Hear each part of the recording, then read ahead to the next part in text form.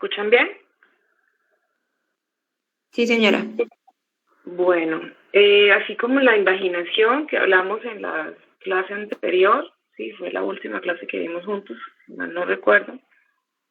Esta es la patología obstructiva más frecuente en el periodo del recién nacido y del lactante en el primero a 2 meses máximo, ¿ok?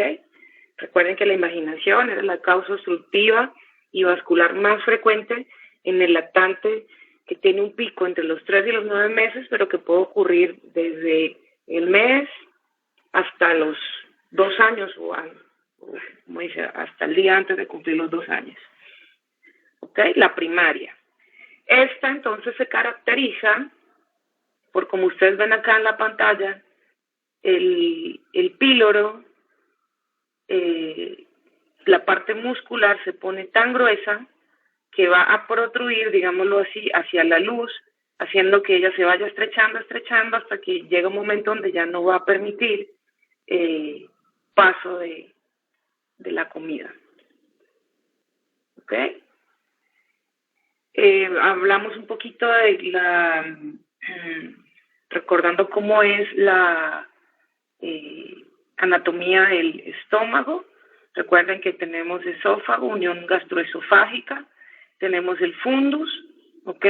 El cuerpo, que es donde está, digamos, la parte más prominente del órgano. Después tenemos un área que va, digamos, que se llama vestíbulo pilórico. De ahí empieza lo que es el antro y después ya vamos lo que es la unión píloro-duodenal. En esta zona, justo donde está el antro, es donde usualmente vamos a encontrar el engrosamiento de las fibras musculares, que es lo que nos va a producir la obstrucción del vaciamiento gástrico. ¿Por qué ocurre?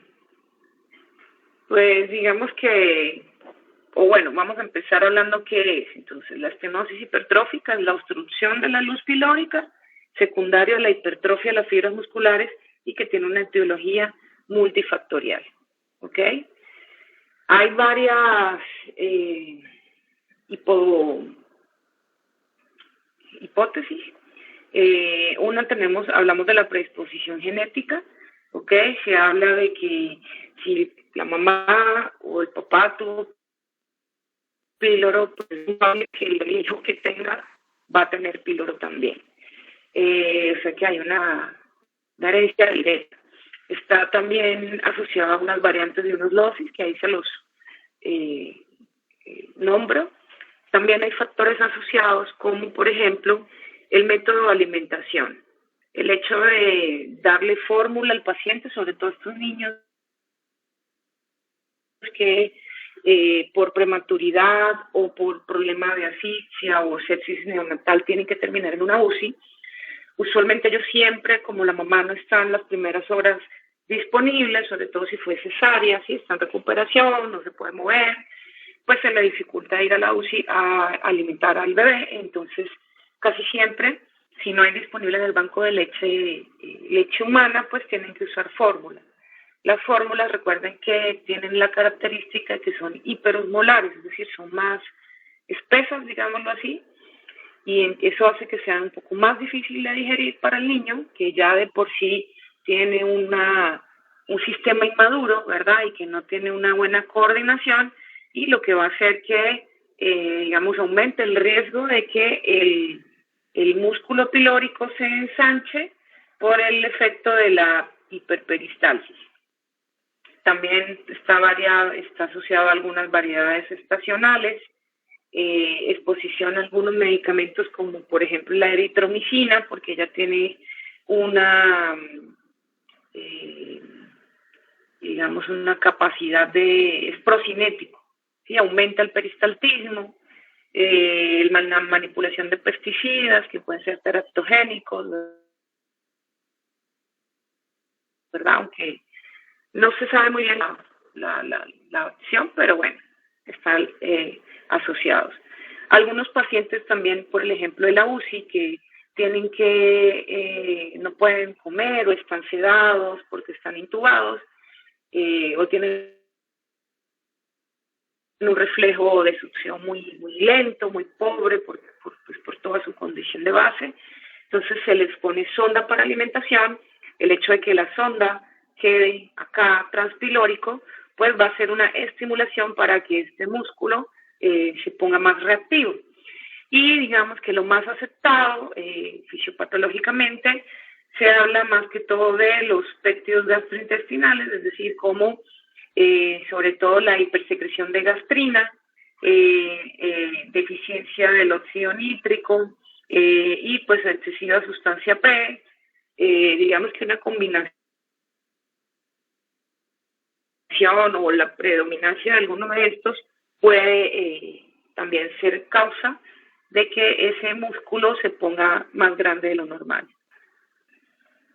Entonces, en la patogenia, pues ya saben, no tenemos una causa específica, sino que todas esas causas pueden estar desarrolladas o más de una de esas causas puede estar presente en el caso particular. ¿Qué pasa? El niño nace, ¿verdad? Y después de que nace, esos factores que están presentes empiezan a hacer que las células se pongan grandes y se multipliquen, ¿verdad? Sobre todo lo que es el antro y en el área región pilórica, y ese crecimiento va a hacer que ocurra una obstrucción del lumen, haga edema, ¿verdad? Y pues que ese edema o esa obstrucción distal va a hacer que el estómago tenga que luchar, ¿sí? Tenga que hacer una mayor contracción para vencer esa obstrucción, y eso va a hacer que se vaya cada vez más grande, ¿ok? Cada vez más grande y ocupando mayor espacio en la cavidad abdominal. Lo que se va a traducir en un paciente que va a tener un abdomen excavado, ¿verdad? Y que va a tener un abdomen que va a tener aumento de volumen en base o a expensas de ese gran estómago. El estómago, en la base de la cirugía bariátrica, pues el estómago es un músculo que se puede distender, ¿verdad? Dilatar, y se estira.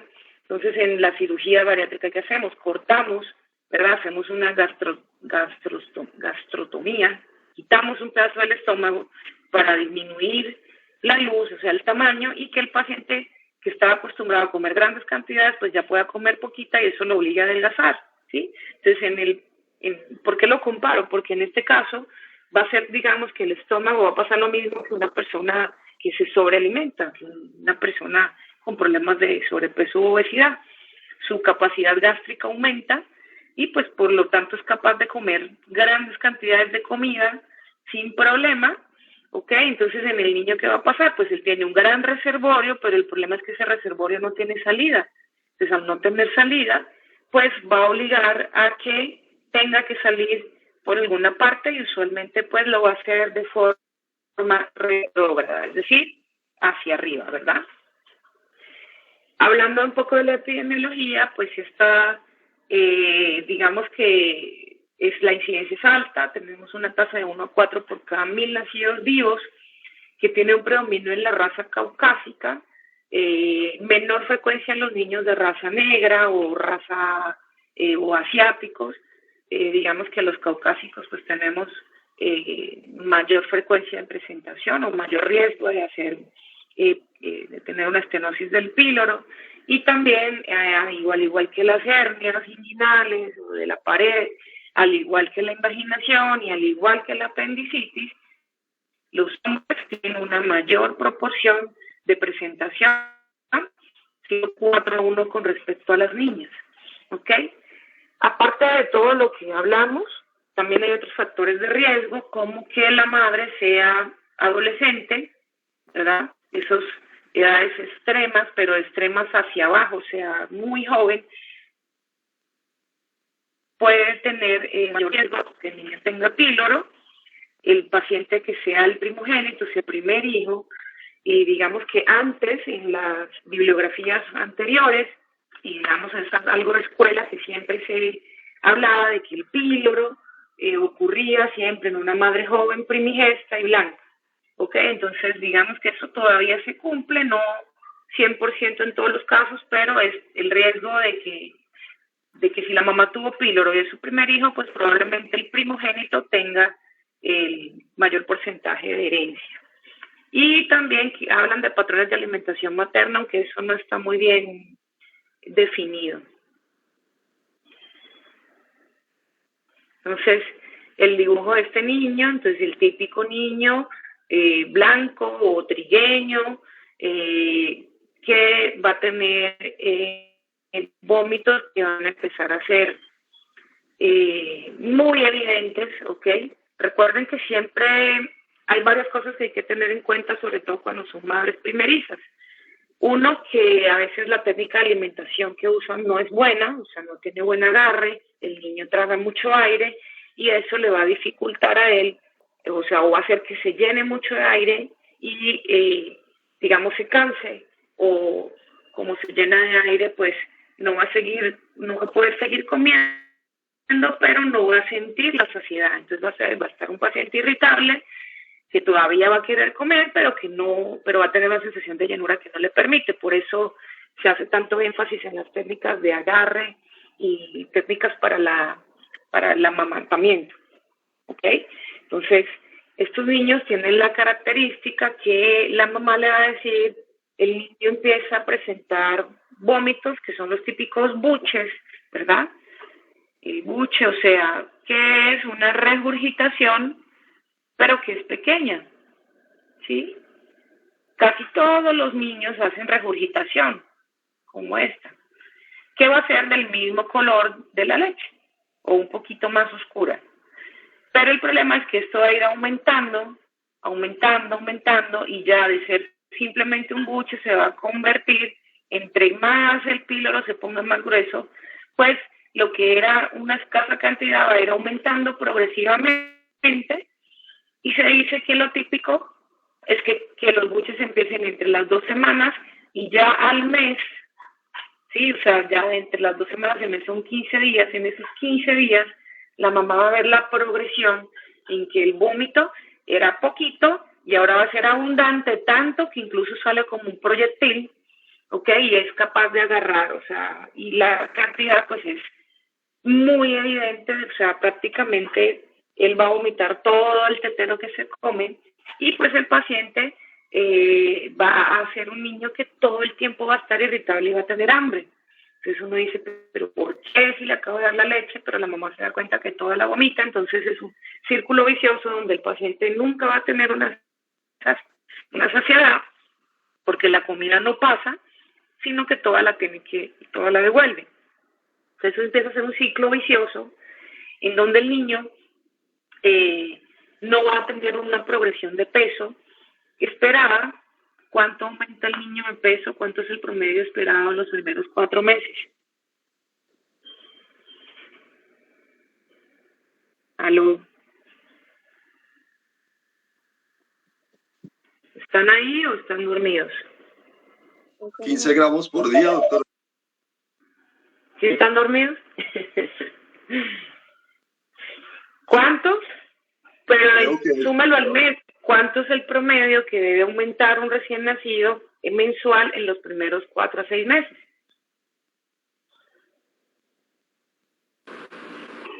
¿25-30 gramos al día? Lo estoy preguntando mensual. ¿Cuánto es para que usted... No, 1 kilo es mucho. Probablemente 750 el primer mes gramos. Son 500 miligramos. En algunas bibliografías hablaban de 400, pero es un promedio de 500 mensual que debería aumentar naturalmente un recién nacido en sus primeros 4 a 6 meses. ¿Ok? Recuerden que el niño nace y la primera semana él va a perder unos gramos, que es porque va a perder su grasa magra, la grasita con la que él nace recubierto, y después de que tiene ese descenso que es normal, es natural en todos los recién nacidos, él después va a tener un aumento que va a ser progresivo y manteniéndose en el tiempo, ¿ok? Entonces estos pacientes tienen la característica que nacen con un peso, por ejemplo, nacieron de 2,5 kilos, y cuando empieza este cuadro, él alcanza a aumentar algo de peso en esas 2 primeras semanas, pero después que empiezan los vómitos y se hacen contundentes, al mes, cuando la señora o la mamá consulta, pues usted lo va a pesar y el niño probablemente va a pesar lo mismo o no va a tener la ganancia de peso esperada, es decir, 100, 200 gramos, no los 500 gramos, entre 400 o 500 que esperamos encontrar en ese paciente, ¿ok? Entonces, aquí también entramos en cómo calculamos la capacidad gástrica de un recién nacido. Busquen por ahí que ahí está una fórmula.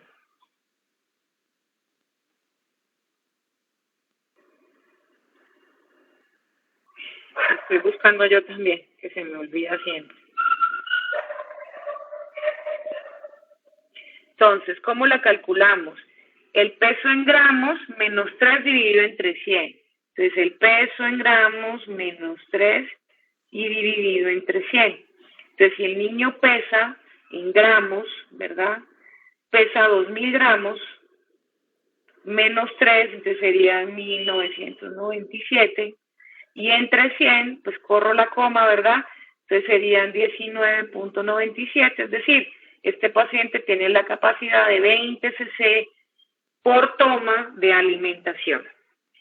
Entonces, a veces puede ocurrir que los vómitos sean porque la madre, por ser primeriza y por falta de experiencia, sobrealimenta al paciente, le meta más de una onza. Recuerden que una onza son 30 cc. Entonces, este recién nacido de 2.000 gramos, de 2 kilos, no puede, su capacidad estomacal no tolera más de 20 cc por toma, es decir, cada 2 a 3 horas, lo máximo que se puede consumir son 20 cc. Entonces, muchas mamás, sobre todo cuando se da lactancia, pues uno no puede medir cuánto se está tomando el niño. Entonces, ahí es donde viene la sobrealimentación. Si el niño se come una teta completa de la mamá y resulta que esta teta representaba más de una onza, si son unas buenas productoras de leche. Entonces eso va a hacer que, pues, por supuesto, él quede sobredistendido, lleno, y pues que al momento que usted empiece a sacarle los gases, a movilizarlo, pues él regurgite, ¿verdad? Eso es normal, eso es natural.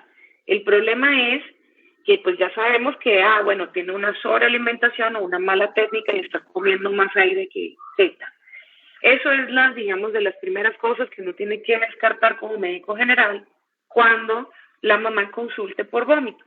Ahora, yo ya descarté que no está sobrepasando su capacidad gástrica, que tiene una buena técnica de alimentación, entonces ahí yo sí puedo empezar a definir si esos vómitos son en realidad por un problema obstructivo a nivel del píloro, ¿ok? Entonces es importante que se acuerden de la capacidad gástrica.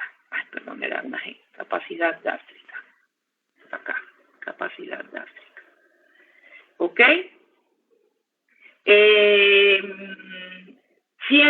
Siempre, esto no es un píloro, ¿verdad? El píloro no es bilioso. ¿Por qué no es bilioso? Porque anatómicamente la obstrucción está por arriba de donde está la desembocadura de la vía biliar, o sea, por donde salen las sales biliares.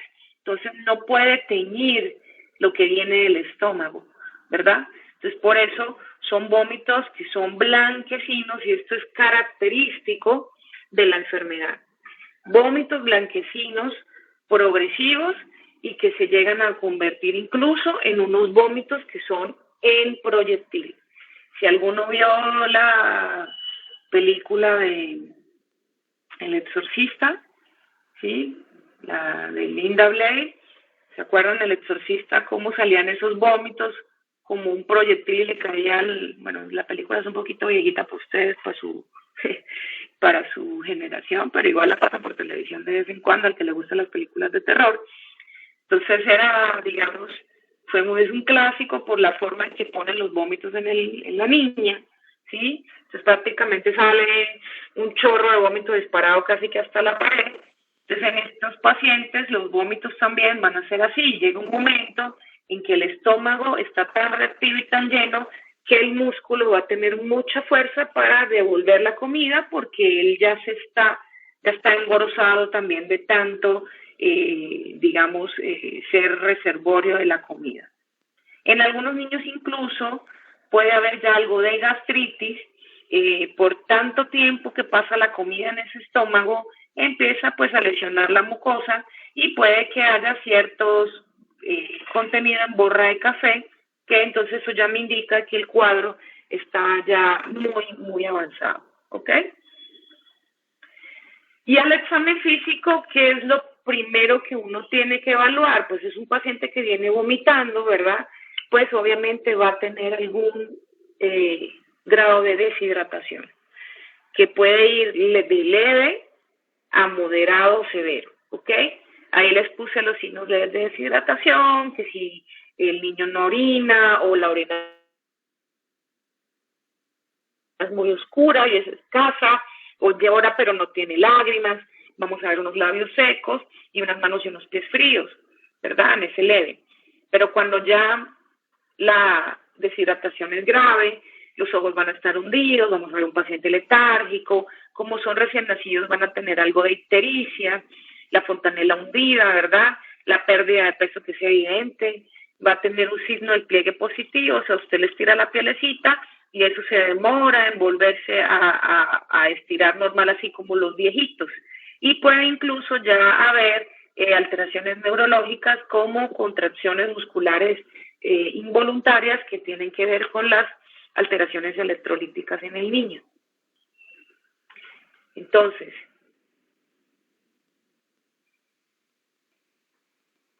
esto es de lo más característico que vamos a ver cuando hacemos la inspección del abdomen.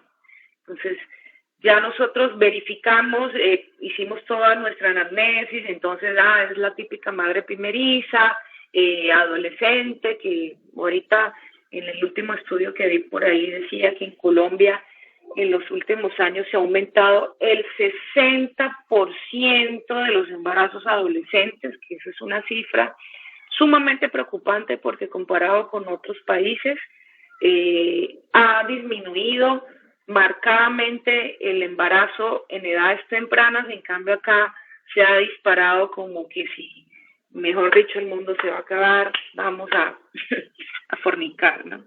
Entonces, pues en su práctica o su futura práctica, pues ustedes van a ver generaciones muy jóvenes reproduciéndose, entonces probablemente puede que la incidencia de este tipo de malformaciones se aumente en nuestro medio.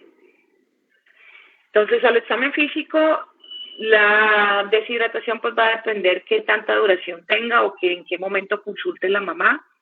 Esto es muy típico de las ondas peristálticas, como les digo, ustedes van a ver que en el hemiabdomen inferior casi va a ser un abdomen que prácticamente va a estar excavado, vacío. En cambio, del ombligo para arriba vamos a ver esto. Vamos a ver un abdomen que está bombado y que incluso puedo ver cómo la onda peristáltica viene de izquierda a derecha, tratando y recuerden que la pared abdominal de estos bebés es muy delgadita, entonces todo lo que está dentro se va a transparentar o va a ser evidente, entonces vamos a ver cómo la onda va y cómo, digamos, cómo llega hasta cierto punto y se pierde, ¿ok? Es decir, que no se llega hasta el intestino. Lo otro que podemos palpar al examen físico es el píloro, es decir, así como ustedes ven que el estómago está acá probablemente está la parte que está engrosada, que es la oliva pilórica, pero como ustedes ven, aquí encima también está el hígado. Entonces, es a veces un poco difícil palparlo, porque si el paciente está llorando y está haciendo presión abdominal, no me va a permitir meter la manito para poder tocarlo. Entonces, ¿qué tengo que hacer? Ponerle algún chupito, ¿verdad? Para que el niño esté más tranquilo. Metemos la manito por acá, ¿verdad? Mi manito. Voy a irme por debajo del reborde costal y por debajo del borde hepático y me voy del lado derecho hacia el lado izquierdo en la línea media.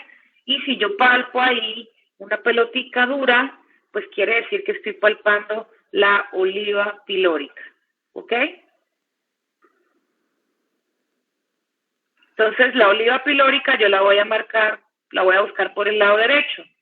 Por el lado izquierdo yo voy a visualizar la onda peristáltica, ¿ok? Por acá, por arriba o por el norte del paciente, ¿qué voy a tener? Los vómitos no biliosos, ¿verdad? progresivos. ¿Y qué creen ustedes que pase por el sur, es decir, por abajo? ¿Qué creen ustedes que pase en ese paciente?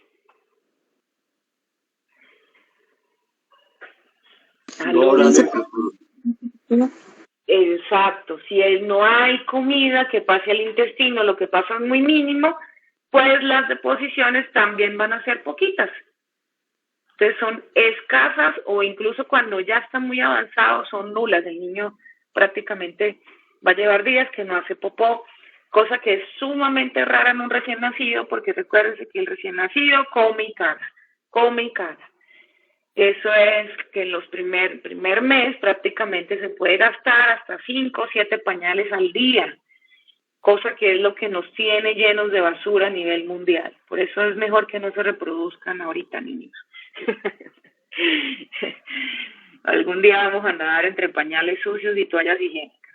Recuerden que ese tipo de plástico no se puede pasar unos 200 años para que se pueda degradar. Entonces, estos pacientes, pues va a ser raro un recién nacido que come mucho, pero que nunca se llena, que no sube de peso, que tiene un hemiabdomen abombado y que usted lo va a ver amarillito, deshidratado, decaído. Ese es el típico píloro. Ya les digo, siempre hablamos de una edad media, entonces casi siempre al mes o cuando el niño está cerca de cumplir el mes es la época donde la mamá consulta, ¿ok? Si yo palpo el píloro, esto es definitorio en el examen físico de que sí es un píloro. O sea, si yo lo logro palpar, ya tengo el diagnóstico asegurado, ¿ok? Por supuesto, con todo el resto que hemos hablado, pero si yo lo palpo, ya eso es patognomónico, digámoslo así, ya yo puedo asegurar que ese niño tiene un píloro. Pero como les digo, no es fácil palparlo. De hecho, yo en mi práctica creo que he logrado palpar a 2 o 3 de todos los que he operado. Entonces, ahorita volvemos a hacer... perdón que no sé cómo borrar lo que he rayado. Trae el lápiz, a ver. Herramientas de lápiz. Acá está.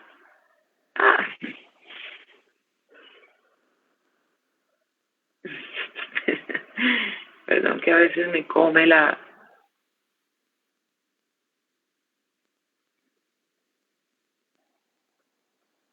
Bueno, seguiré. En la próxima lámina se las muestro. Entonces, ¿qué voy a pedirle yo a este paciente? ¿Qué pasa cuando uno vomita? Pierde. ¿Qué electrolitos se pierden?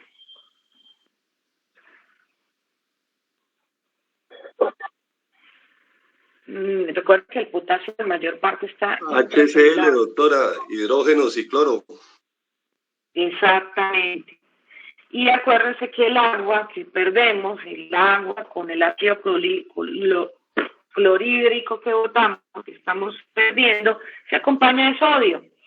Entonces estos niños van a tener hiponatremia e hipocloremia.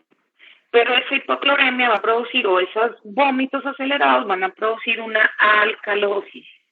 Entonces estos pacientes van a tener la particularidad que van a estar deshidratados, y cuando usted, un paciente que está letárgico, deshidratado, taquicárdico, taquimédico, ¿qué es lo que uno debería hacer, digamos, en la urgencia para saber cómo está su medio interno? Son unos gases arteriales. Entonces, en esta patología es obligatorio, es mandatorio, es necesario, es indispensable que usted haga unos gases arteriales, porque casi todos esos niños, como tienen esos vómitos crónicos, van a tener alcalosis, y la alcalosis es hipoclorémica. Esto es pregunta de examen. Alcalosis hipoclorémica, ¿ok? Va a perder mucho cloro que va acompañado con el hidrógeno que se produce normalmente en la mucosa gástrica, ¿ok? Entonces, estos niños, yo digamos, esto no es ninguna urgencia, para nada. Estos pacientes, yo primero tengo que compensar su parte metabólica para yo poderlos llevar a cirugía, porque si no, se pueden quedar en la cirugía, ¿ok?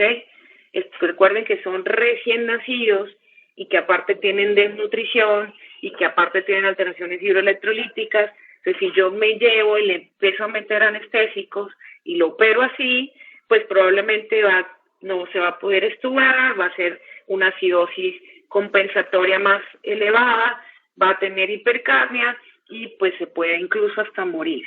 Entonces, esto no es una urgencia. No tengo por qué estar remitiendo a ese paciente a medianoche si estoy en Saravena como una urgencia vital porque es un píloro. Para nada. Usted lo que tiene que hacer, uno, definir si es o no es.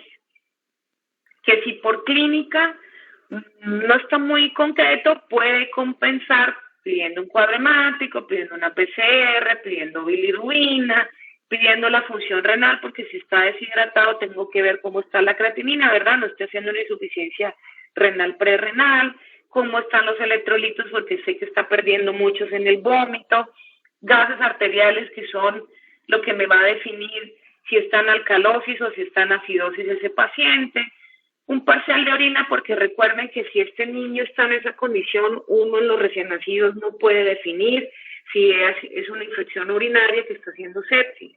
Todas las infecciones van a ser con síntomas inespecíficos, por lo cual yo tengo que descartar también si el problema no es una malformación, sino que está haciendo, o es una malformación pero de la vía urinaria.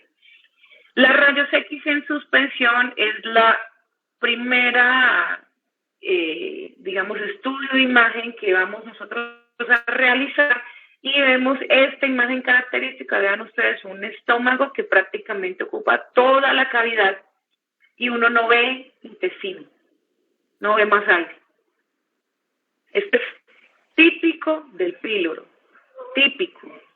Es muy frecuente, o sea, es raro una rayos X en la que uno vea algo diferente porque es que llega un momento en que prácticamente la obstrucción es casi que del 100%. O sea, hay un momento que el niño ya prácticamente nada de lo que come lo está absorbiendo, todo lo está devolviendo por arriba, ¿ok? Entonces, es, digamos, de los estudios de apoyo que podemos realizar. Pero ¿cuál es el que hace, o digamos, el gol estándar para hacer el diagnóstico? Es el eco, ¿ok? Gol estándar. Siempre para cada patología hay hay algún estudio que es el que tiene más sensibilidad y más especificidad para la enfermedad. Entonces, lo que tenemos que recordar es por patología cuál es el estudio que yo debo indicar para salir de la duda o poder hacer el diagnóstico preciso. Y si la ecografía me arroja unas medidas que ya las vamos a nombrar, que son dudosas o que están en el límite, es cuando yo debo recurrir. ¡Ya! ¡Quieto ya! Perdón, es que la perra molesta al gatico y me lo tiene calvo estando mordiendo. Perdón, para que se despierten ustedes también. Si la ecografía no es concluyente o la persona el experto que la hizo, usted no le tiene confianza porque las medidas que le está dando no son o están muy en el límite, pues es cuando yo debo decidir hacer unas rayos X de vías digestivas para poder terminar de definir, y usualmente es el cirujano, ¿ok? Para poder llegar a la conclusión si el paciente el paciente debe o no debe ir a cirugía. Entonces, en la ecografía, ¿qué es lo que yo debo encontrar? Ya va, disculpenme un segundo. ¿Va a seguir jodiendo? ¿Va a seguir? Para allá. La voy a amarrar. A ver. ¿Va a seguir jodiendo? Entonces se queda amarrado. Carajo. Poder también. Vaya. Cómala y dejen la joda. Perdón. Son 2 minutos de estiramiento para que nos despertemos porque la mañana está como perezosa. Entonces la ecografía me debe medir varias cosas. Ella, como todo en el eco, va a tener una visión transversa y una versión longitudinal. O sea, que lo va a ver a una visión transversa que lo va a ver a lo ancho, ¿ok? Entonces, tanto en la longitudinal como en la transversa, él nos debe especificar cuánto mide, este es el músculo, cuánto de espesor tiene el músculo y cuánto de longitud de esa oliva pilórica hay, ¿ok?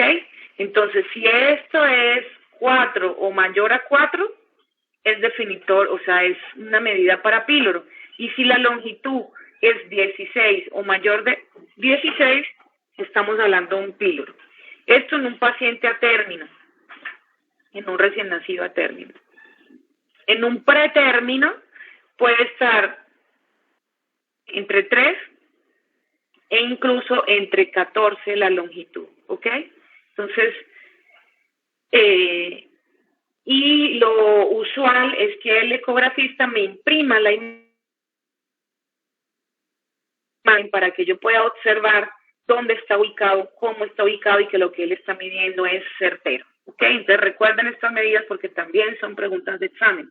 Espesor del músculo y longitud del píloro. Para que las recuerden para el futuro, cuando ustedes estén de repente solitos, o estén por ejemplo, si van a hacer pediatría, o si van a trabajar en un área pediátrica cuando estén de médicos generales, pues para que recuerden que aunque la pediatría es parte médica como la medicina interna, pues se acompaña mucho,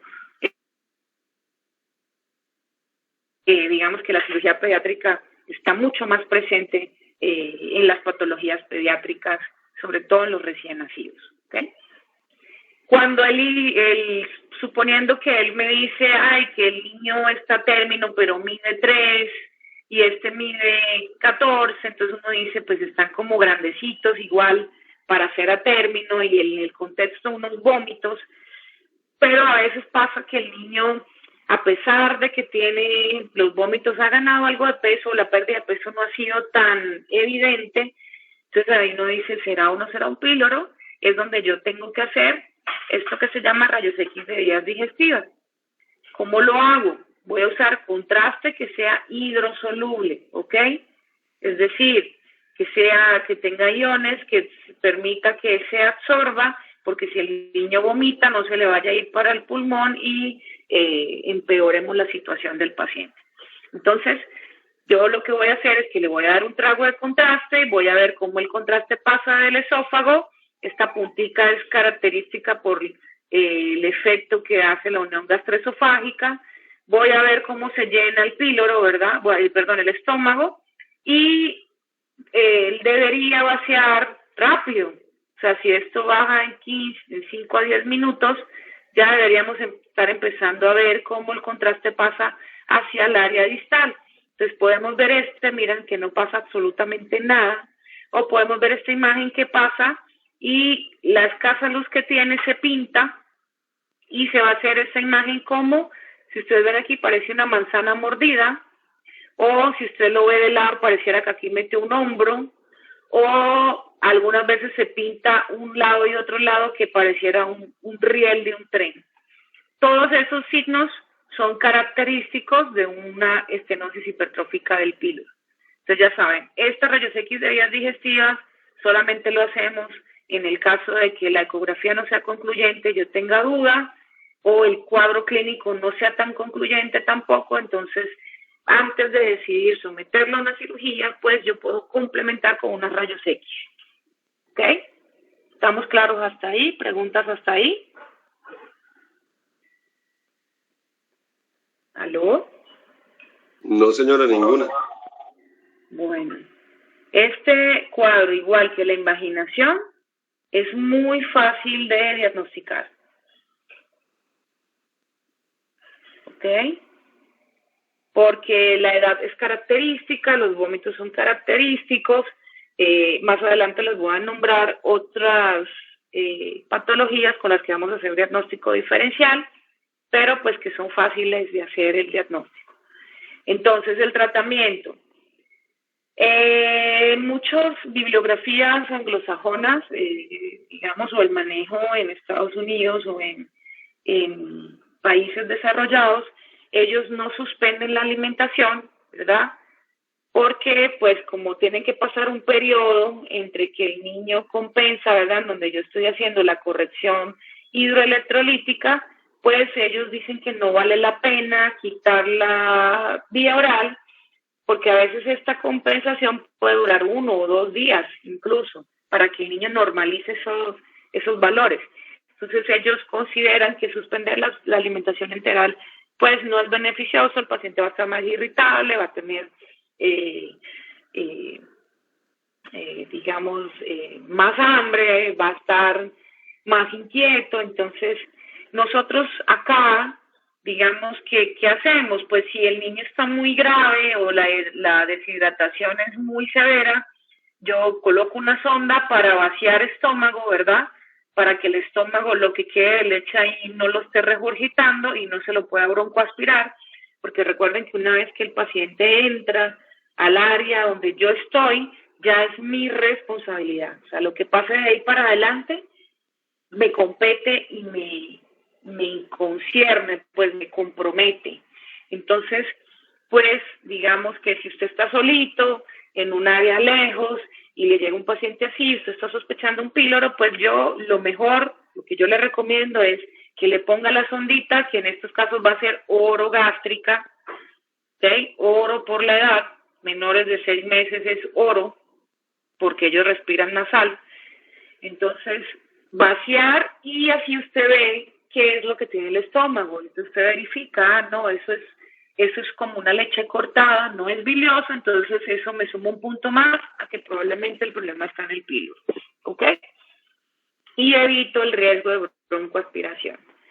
Después de que yo hago mis líneas generales, suspendo la vía oral, pongo mi sondita, debo colocar un acceso venoso que preferiblemente háganlo en el dorso de las manos o en los pies, por eso les puse ahí la foto, para preservar las venas grandes, la mediana, para colocación de epicutáneo si es necesario en ese paciente, ¿ok?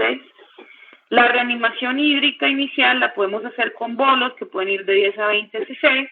Como son recién nacidos, yo les recomiendo que empiecen con bolos pequeños y que los pasen en un tiempo más largo, no como en la apendicitis, que los podemos pasar de inmediato porque son niños más grandes y son cuadros que son osos, ¿verdad? Y que hacen tercer espacio. En este caso, él no hace mucho tercer espacio y recuerden que él tiene mayor cantidad de agua, porcentaje de agua, entonces es mejor pasar los bolos más lento, 30 minutos a 1 hora incluso, ¿ok? Para no hacer una reposición una sobrecarga de volumen y que el niño se le haga una complicación como por ejemplo un edema de pulmón, ¿verdad? Después de que yo ya tengo mis gases, verifico qué tipo de corrección tengo que hacerle al paciente. Entonces, si debo corregir cloro con la hidratación o si solamente con la hidratación de base es suficiente o si debo aportarle más a esa hidratación. Muchos de ellos, por el estado que no pasa la comida, tienden a hacer hipoglicemias e incluso hipoalbuminemia, porque como no está absorbiendo lo que come, pues las proteínas en la sangre van a estar bajas y probablemente también la glicemia en sangre va a estar baja. Sobre todo los que uno ve deshidratado severo o que ya hay letargo, pues ese aletargamiento puede ser también porque esté combinado con una hipoglicemia aparte de la deshidratación severa. ¿Ok? Según la bibliografía, los electrolitos deberían revisarse cada 6 horas. Acá en nuestro medio no se cumple, por lo menos cada 12 horas a 24 horas está haciendo laboratorios, no son tan específicos como 6 horas, pero al menos debería tener 2 controles al día, sobre todo si están muy, muy alterados, para yo poder saber si lo que yo estoy reponiendo está haciendo efecto o no. ¿Ok? ¿Hasta ahí entendido?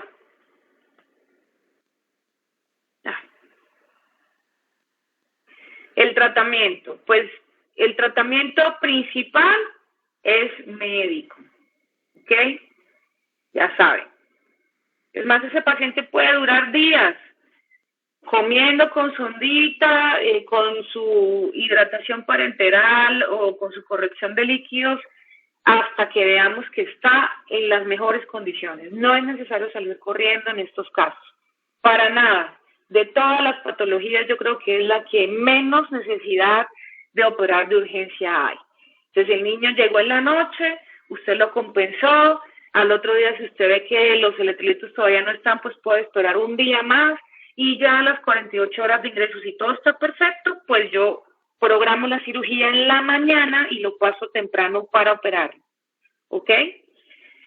¿Qué técnica? Entonces, cuando ya yo logré que médicamente el niño esté compensado y listo, pues me voy a ir a mi tratamiento quirúrgico y vamos a hablar de esta técnica que tiene más de 100 años de que ese doctor Ramsay la propuso, la ideó, se hizo algunas modificaciones muy pequeñas, pero en sí la base del tratamiento quirúrgico, pues el base de la cirugía es la misma. ¿Y en qué consiste? En hacer una piloromiotomía, es decir, cortar los músculos del píloro. Eso es lo que tomía es corte, mío el músculo, el píloro es la zona. Entonces, ¿qué voy a hacer? Yo, si podemos hacer una técnica abierta o laparoscópica. Digamos que en lo personal no he tenido experiencia haciendo píloros laparoscópicos todavía, prefiero hacer la técnica abierta. Entonces vamos a hacer una incisión en omega, es decir, este es el ombligo del niño, entonces yo voy a hacer una incisión por arriba, ¿ok? La puedo hacer circunferencial y ¿cómo es? Si necesito abrir un poco más del espacio, pues hago la omega completa. Usualmente, como está sobre el ombligo, esta herida suele quedar metida prácticamente en la cicatriz, es decir, que estéticamente queda bonito para después. Yo abro acá y después de que abra e ingrese a la cavidad, aquí voy a encontrarme el ligamento. ¿Qué ligamento es este que va ligado? ¿Redondo? ¿Y qué es qué? No. ¿Qué es eso? La vena que va en el cordón espermático, el cordón umbilical, se va a ir hacia arriba y se va a convertir en el ligamento redondo del hígado y las arterias se van a ir hacia abajo y se van a convertir en los ligamentos inguinales, ¿ok? Entonces, cuando yo abro aquí, lo primero que me voy a encontrar es ese ligamento que si es un recién nacido aún no se debe haber obliterado por completo, o sea que todavía puede haber sangrado, entonces esto lo tenemos que ligar. Después de que yo ligo eso y entro a la cavidad, me voy a encontrar el estómago acá grandísimo. Entonces yo voy a agarrar el estómago y lo voy a viscerar, me lo voy a traer. Y cuando me lo traiga voy a empezar a buscar la región antral para poder llegar al píloro. Y hacemos esto. Cuando logro sacar el píloro voy a ver encima de eso un acarado, se va a ver bien blanco y bien grueso y que cuando yo lo tomo con una pinza, con mis deditos, esto es la maniobra, para que él no se vuelva a ir hacia adentro de la cavidad, yo lo tomo como una pinza y voy a poder sentir entre mis dedos hasta dónde llega la parte dura, pues la parte que está hipertrofiada del músculo. Y esa sensación táctil me va a decir a mí hasta dónde debo yo hacer la incisión. Yo debo hacer la incisión en esta zona que se ve más blanquecina, que hay muy poco vasito, ¿verdad? Y debo irme desde el extremo donde termina, o sea, donde vamos hacia el duodeno, hacia el extremo donde ya nos unimos con la mucosa gástrica. Con mucho cuidado de no irme más allá, porque si me voy muy allá voy a perforar la mucosa gástrica, o si me voy muy acá puedo perforar la mucosa duodenal. Y que se ocurra eso, aumenta dramáticamente el riesgo de mortalidad en el paciente, ¿ok? Entonces, ¿qué voy a hacer yo? Yo hago una incisión y después con una pinza, un mosquito, por la parte de atrás, me voy a meter y la voy a abrir, ¿verdad? Voy a abrir mi pinza y voy a separar ese tejido muscular, y cuando yo los separo, recuerden que el estómago tiene también varios planos, tiene la serosa, tiene la muscular longitudinal, tiene la muscular circunferencial, después viene el plano submucoso y la mucosa. Entonces yo aquí voy a cortar solamente el plano muscular, longitudinal y circular, y cuando yo los separo, ¿verdad?, ¿qué va a hacer? La mucosa, que es eso blanquito que se ve ahí, la mucosa se va a eviscerar, se va a divertir, o sea, se va a salir. Cuando uno separa el músculo, uno ve cómo la mucosa se empieza a protruir. Entonces, lo que debo hacer es separar completamente las fibras para que la mucosa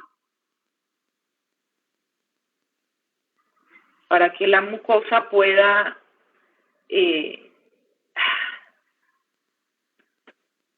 no entiendo por qué no borrar todo. Eso, excelente, eso era lo que quería. Entonces, para que ustedes vean cómo la mucosa sale y es ese color como palidito, y acá yo ya sé, o sea, digamos, cuando yo siento lo durito, sí creo que ahí, digamos, uno va a sentir que aquí queda como un pedacito, hasta ahí es mi límite, y acá va a quedar como un pedacito, hasta ahí es mi límite. No debo abrir más porque si no voy a romper los planos mucosos. Y después de eso, no hago más nada. Esa es toda la cirugía. Hacer un corte en la fibra, separar el músculo y dejar que la mucosa quede libre para que así permita que pueda pasar la mejor cantidad de comida, una mayor cantidad de comida que la que el músculo no permitía pasar antes. Esa es la cirugía. Acá entonces les pongo un esquema, entonces vean, todo esto es el músculo, ¿verdad? Entonces si yo lo veo desde afuera, aquí van a estar mis deditos, ¿verdad? Yo voy a estar haciéndole presión aquí para mantenerlo, entonces lo que voy a hacer es un corte acá, de lo rosado, vean, que el rosado es el músculo, y después lo voy a separar, entonces lo que es la mucosa se va a protruir, y ya cuando ella protruye, pues aumenta de una vez el diámetro intraluminal y eso va a permitir que la comida fluya, ¿ok? Aquí hay una venita que se llama la vena de Mayo, que también nos sirve como referencia para saber hasta dónde hacer el corte, ¿ok?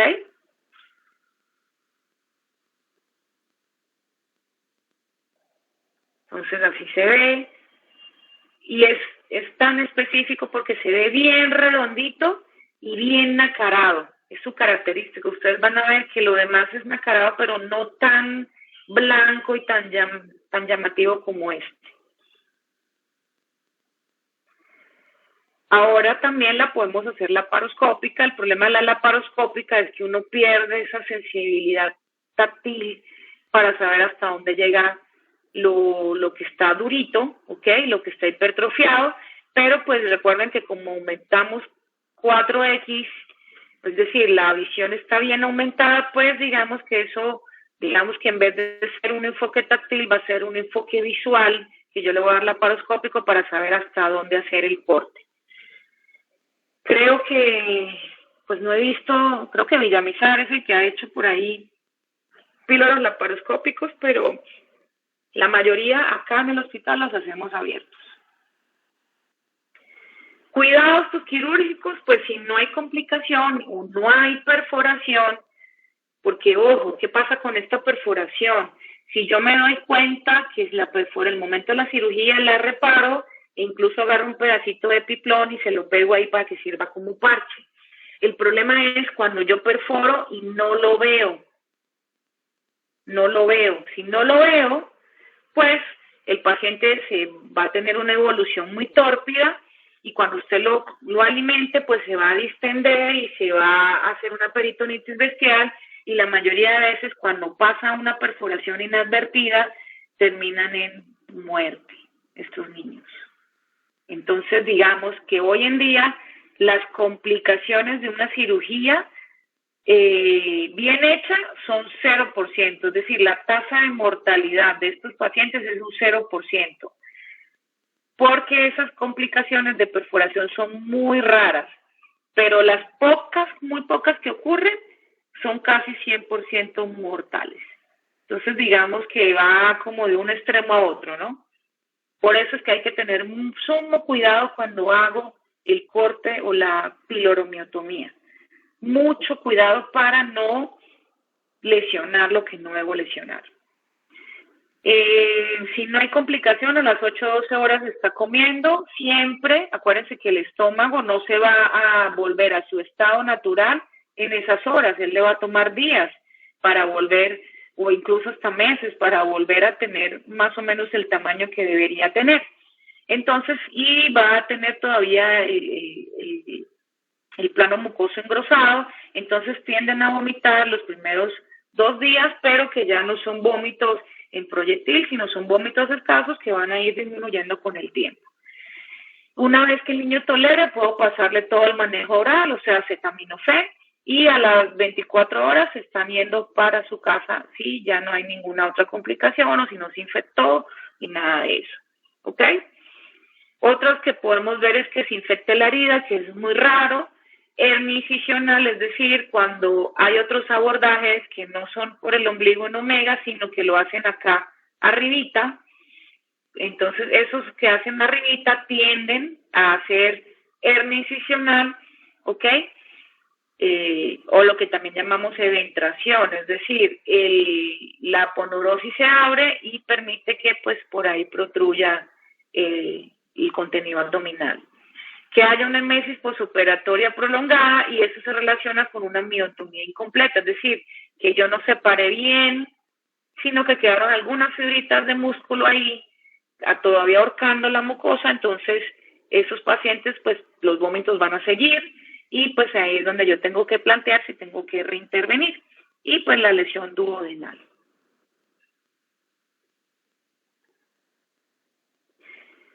Diagnósticos diferenciales cuando son vómitos que son no biliares, sobrealimentación es una de las primeras, el reflujo gastroesofágico, recuerden que todos los recién nacidos y sobre todo si son pretérminos, la inmadurez es más marcada de su sistema digestivo, entonces todos van a tener un grado de reflujo, lo importante es que ese reflujo no se convierta en una enfermedad por reflujo, es decir, que él vomita más de lo que él come, no aumenta de peso, broncoaspiras, infecciones respiratorias, hay que estarlo hospitalizando a cada rato, entonces eso es lo que llamamos una enfermedad por reflujo.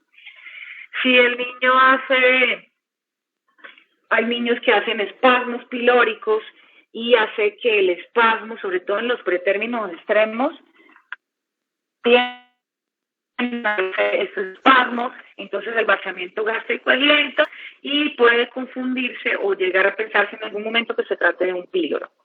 Y lo otro es un problema, una infección o enfermedad del sistema nervioso central, por ejemplo, que el niño tenga algún tipo de hidrocefalea obstructiva, que haga que aumente la presión en los ventrículos, eso puede provocarle vómitos en proyectil y pues si está en esa edad, pues puede confundirse con un píloro.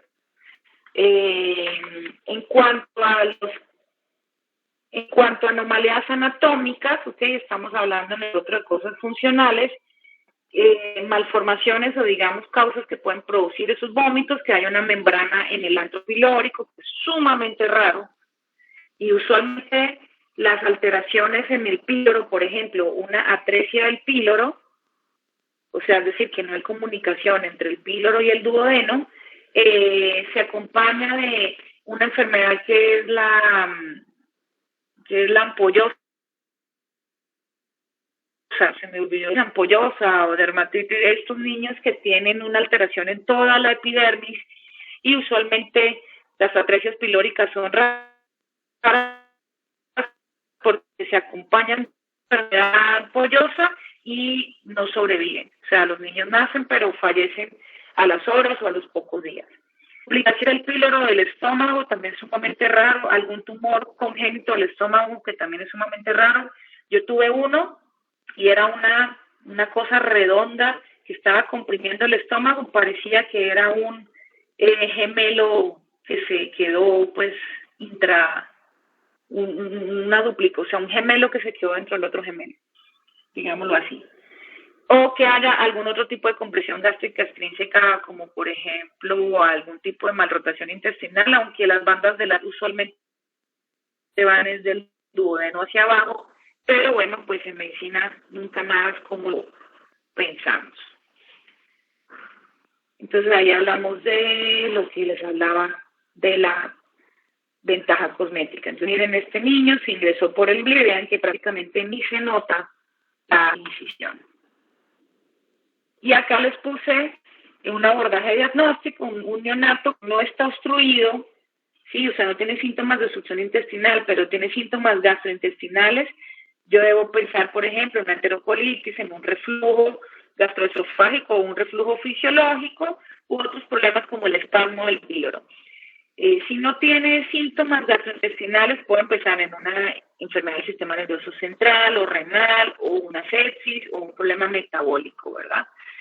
Si el paciente tiene síntomas de obstrucción intestinal, pues yo lo que debo pensar, si hay una atresia intestinal o una estenosis, si está mal rotado, si hay un hilio meconial, que esto está relacionado con fibrosis quística, porque el meconio es tan espeso que produce que se quede ahí paralizado y haga un hilio, una enfermedad de Hirschsprung u otras displasias neuroentéricas que también puede producir esa clínica de obstrucción.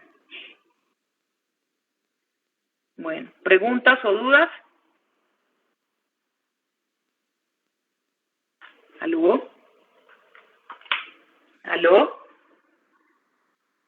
¿Fueron? Aquí estamos, doctora. Están muy dormidos. Y 23 nada más. Yo sé, muchachos, que a veces algunos especialistas se quejan que porque los internos no llegan temprano. Pero recuerden que ustedes están en formación y estas clases teóricas que uno hace el esfuerzo de explicarle, de darle tips para que ustedes recuerden, son importantes. Que el especialista, como el doctor Corona, se queje que el interno no llega temprano porque él le fastidia y tiene que hacer la revista un poquito más tarde, o no tiene esclavos que le escriban y le hagan todas las notas, y no es por hablar mal de nadie, ok, sino para especificar, eso no es problema de ustedes. O sea, ustedes no tienen por qué sacrificar sus clases teóricas, que probablemente este tema más nunca en su vida lo van a volver a tratar, por ir a una rotación en donde más que todo es secretariado, ¿ok? Entonces no estoy de acuerdo. Eso sí, por favor, cuando salgan de la clase, traten de irse de una vez a la rotación, pasen ronda y después de la ronda sí se sientan a comer, a desayunar con calma. Salgan primero del trabajo y después sí se sientan a comer, porque muchos de ustedes